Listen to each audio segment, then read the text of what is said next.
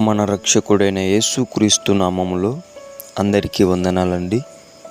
ఈరోజు దేవుని మాటలు సంఖ్యాకాండము 6వ అధ్యాయము 26వ వచనం. యెహోవా నీ మీద తన సన్నిధి కాంతి ఉదయింపజేసి నీకు సమాధానమును కలగజేయునుగాక.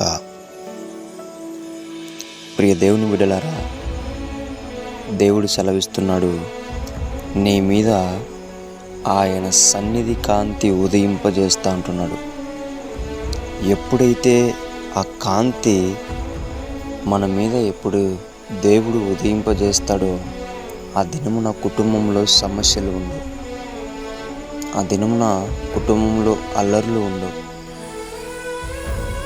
ఎప్పుడు కూడా నీవు సమాధానముగా ఉండగలుగుతావు,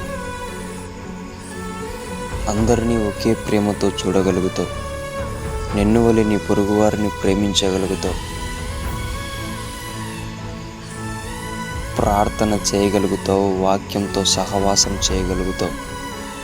ఎప్పుడు ఆయన నీ మీద సన్నిధి కాంతి ఉదయింపజేసినప్పుడు.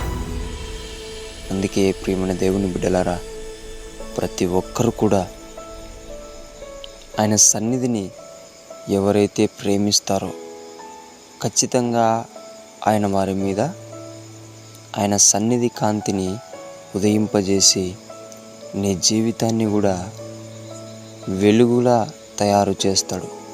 వెలుగు అందరికీ దారి చూపిస్తుంది. నీ జీవితం కూడా అనేక మందికి దారి చూపించేలా దేవుడు నీ మీద ఆయన సన్నిధి కాంతిని ఉదయింపజేస్తాడు. ఆమేన్.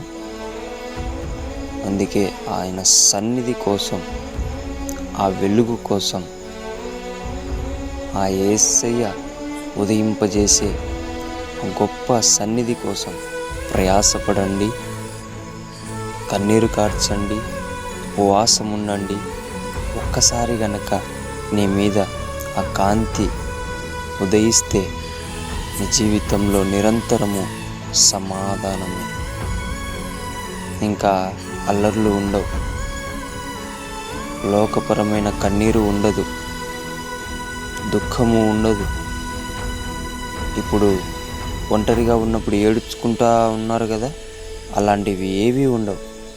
ఇంకా ఎల్లప్పుడూ నీకు సమాధానం కలుగుతుంది, నీ కుటుంబముతో సమాధానం కలుగుతుంది, నీ సంఘముతో సమాధానం కలుగుతుంది.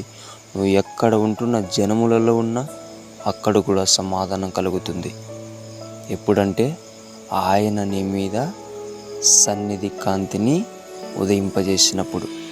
ప్రతి ఒక్కరూ ఆయన ఉదయింపజేసే ఆ సన్నిధి కాంతిని పొందుకొని సమాధానముగా ఉండాలని దేవుని పేట మనవి చేసుకుంటున్నాను.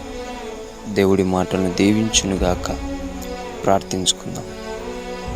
మహాగణుడమైన దేవుడా, మీకు వందనాలయ్యా. ఎలాగైతే వెలుగు అనేకులకు దారి చూపిస్తుందో,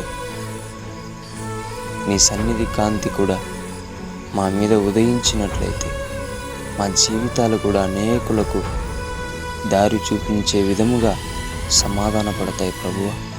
మేము నమ్ముచున్నాం.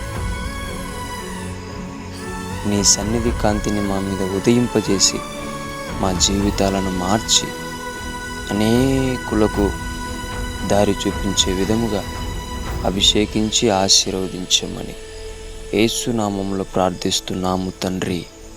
ఆమేన్.